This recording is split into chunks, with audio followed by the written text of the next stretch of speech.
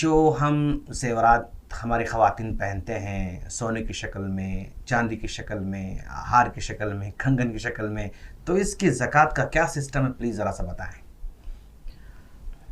زیورات کی زکوٰۃ کا مسئلہ انتہائی شدید اختلافی مسائل میں سے ہے، انتہائی شدید اختلافی مسائل میں سے ہے، اور ہر قول کی اپنی دلیلیں ہیں، قوی دلیلیں ہیں۔ جمہور کا موقف یعنی اکثر علماء کا موقف یہ ہے کہ زیورات جو زیر استعمال ہیں ان پر زکوٰۃ نہیں، جبکہ کچھ اہل علم کا موقف یہ ہے، یعنی مسلکوں کے اعتبار سے کچھ، ورنہ شیخ بن باز، ابن عثیمین رحمۃ اللہ علیہ اور فتویٰ بورڈ سعودی عرب کا وغیرہ، ان سب کا ماننا یہ ہے کہ جو زیورات زیر استعمال ہوں، خواتین جنہیں پہن رہی ہوں، صرف ذخیرہ کر کے ان کی قیمت سے فائدہ اٹھانے نہیں رکھا ہے، بلکہ زیر استعمال ہے، چاہے روزانہ یا دعوتوں میں، مناسبتوں میں، ان پر زکوٰۃ فرض ہے۔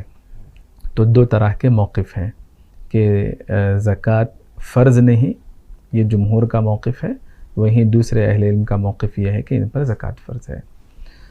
اختلاف کی وجہ یہ ہے کہ کچھ احادیث ہیں جن میں زکوٰۃ کی فرضیت کا ذکر ہے، جن اہل علم کی نظر میں وہ روایتیں ثابت ہیں، انہوں نے کہا کہ زکوٰۃ فرض ہے۔ جن اہل علم کی نظر میں ان روایتوں پر کلام ہے، وہ روایتیں ثابت نہیں سند کے اعتبار سے یا درایت کے اعتبار سے، متن کے اعتبار سے کچھ احتمال ہے، گنجائش ہے، تو انہوں نے کہا کہ زکوٰۃ فرض نہیں۔ تو پہلی وجہ یہ ہے کہ روایتوں کا حکم کیا ہے، ثابت ہے یا ثابت نہیں۔ دوسری وجہ یہ ہے کہ زیورات کو کس انداز سے دیکھا جائے گا۔ سونے اور چاندی جس میں اللہ نے زکوٰۃ فرض کی، چونکہ وہ سونا اور چاندی کہلاتے ہیں، عموم کے لحاظ سے دیکھیں گے، جیسا کہ جنہوں نے زکوٰۃ فرض کی انہوں نے دیکھا۔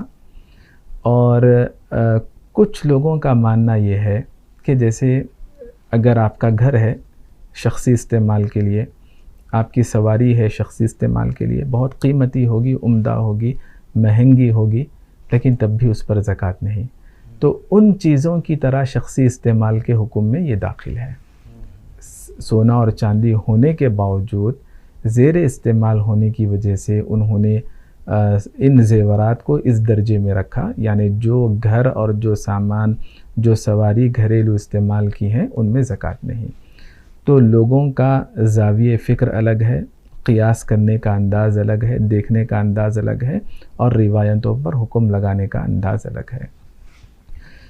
یہاں ایک تیسرا موقف نکلتا ہے جو امام خطابی رحمۃ اللہ علیہ اور مفسر قرآن محمد امین شنقیطی رحمۃ اللہ علیہ، ان جیسے اہل علم کا درمیانی موقف ہے۔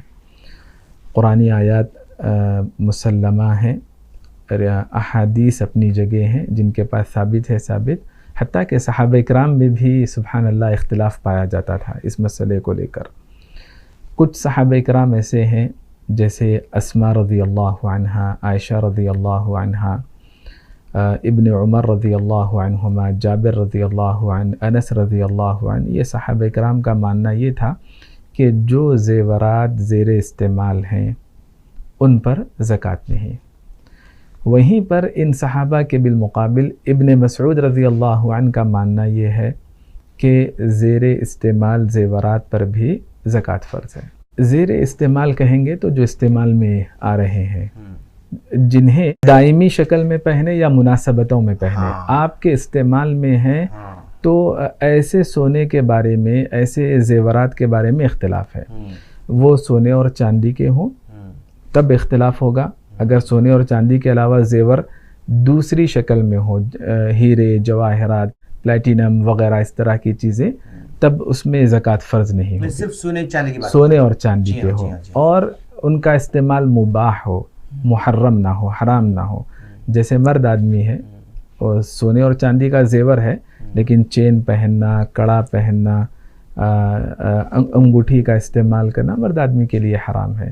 تو سونے اور چاندی کے زیورات رہے اور وہ ان کا استعمال حلال بھی ہو اور وہ استعمال میں ہو تب اختلاف ہے. ورنہ اگر استعمال میں نہ ہو، بیچنے کے لیے ہو یا پھر کسی اور حرام چیز ہو، برتن کی شکل میں ہو، سونے اور چاندی کا برتن ہے استعمال کرنا صحیح نہیں ہے، یا پھر سونے اور چاندی کا نہیں کسی اور قسم کا زیور ہے تب اختلاف نہیں. تو درمیانی جو میں بات بتا رہا تھا، امام خطابی رحمۃ اللہ علیہ اور شیخ محمد امین شنقیطی رحمۃ اللہ علیہ، ان کا یہ کہنا ہے کہ علمی اختلاف اپنی جگہ ہیں. صحابہ کرام دونوں جانب ہمیں نظر آتے ہیں، دونوں کے پاس دلائل نظر آتے ہیں اور قوی دلائل ہیں، لیکن علماء کے اختلاف سے بچتے ہوئے، احتیاط پر عمل کرتے ہوئے، فقراء کی مصلحت کو دیکھتے ہوئے زکوٰۃ ادا کر دی جائے تو بہتر ہے. لیکن اگر کوئی ادا نہیں کر رہا ہے، علم کی روشنی میں ادا نہیں کر رہا ہے، تو ہم اسے گنہگار قرار نہیں دیں گے. یہ ہمارا موقف ہونا چاہیے. بارک اللہ فیکم شیخ. ناظرین دیکھ رہے ہیں آپ، شیخ نے بہت واضح انداز سے آپ نے بتا دیا کہ کس پہ نکالنا ہے اور کب نکالنا ہے، اس کی شکل کیا ہوگی. ہم اللہ سے دعا کرتے ہیں اللہ تعالی ہم تمام کو دین کو صحیح طور پر سمجھ کر عمل کی توفیق عطا فرمائے. آمین. السلام علیکم ورحمۃ اللہ وبرکاتہ.